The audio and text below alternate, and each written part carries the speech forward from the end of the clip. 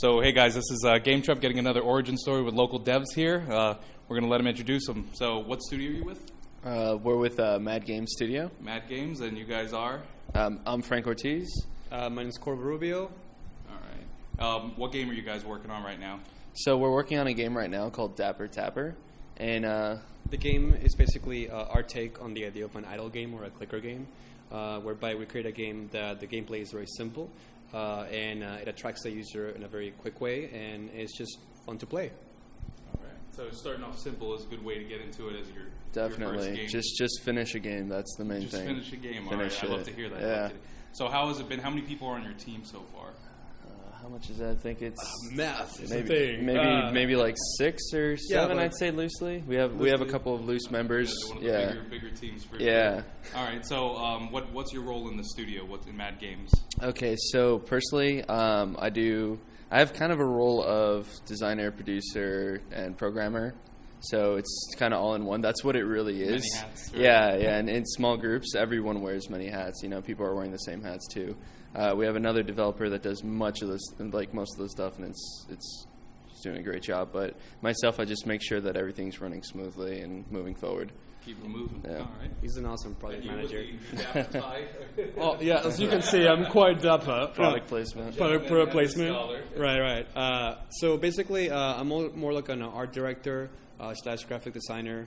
So I make sure that our artists are doing, the proper things that they have to do in regards of the front-facing things, and business card, logo, things like that, stuff like that. Yeah, we wear many hats, so as a result, it's inevitable that we will become more cross-disciplinary. Cross-discipline? Is that? Yeah, okay. That works. Didn't make that up, I swear.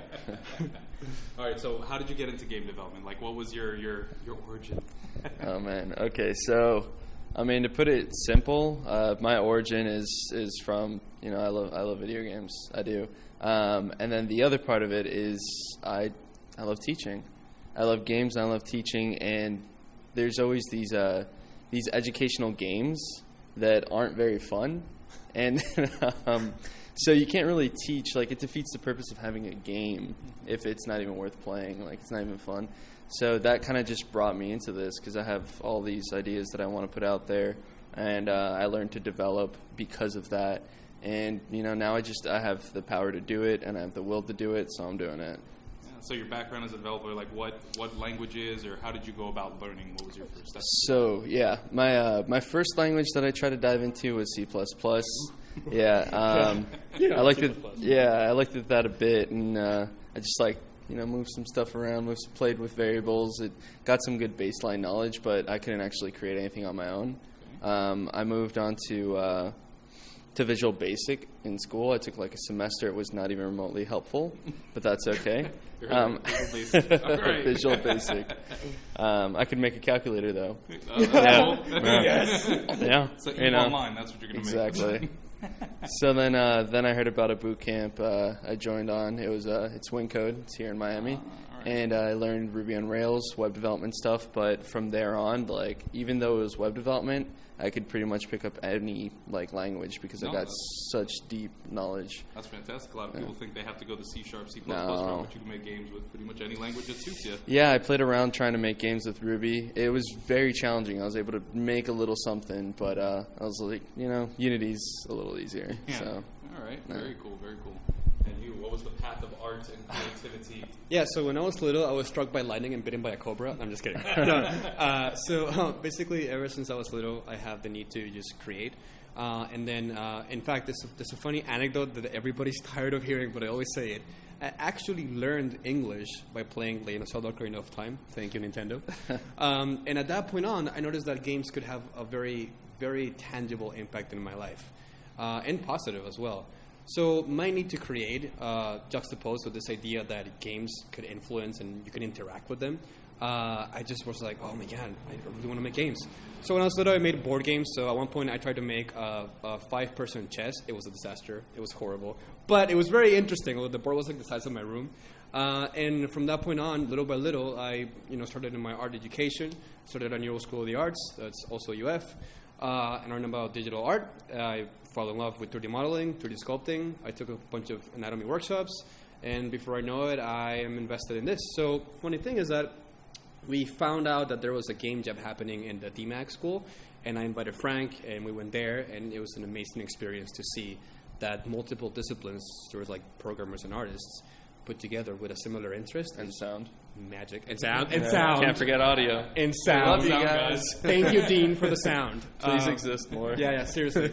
So that was just a mind-blowing, life-changing experience. And ever since then, you just notice, once you take a bite of the apple, you really can't go back. That's it. So what kind of tools do you use as an artist for game development specifically? Absolutely. Magic? No. So for game development, in our case, Dapper Tapper is a 2D game. We're using Unity as our engine. I'm sure Frank can talk more about that. But we're using Photoshop, Mischief by The Foundry, and Spriter, which is local, developed in Fort Lauderdale. Thank you, Brush Monkey. And it's very friendly to use because it allows our artists to create sprites in a very, very fast turnaround time. Normally, it would take months. We take like days, which is amazing. And I love supporting another local group. That's right. Even better. Yeah. All right. So actually, we just are, as we speak, there's an event that the Mad Games gentlemen here have been hosting, character design, correct? Yes. We're going through that.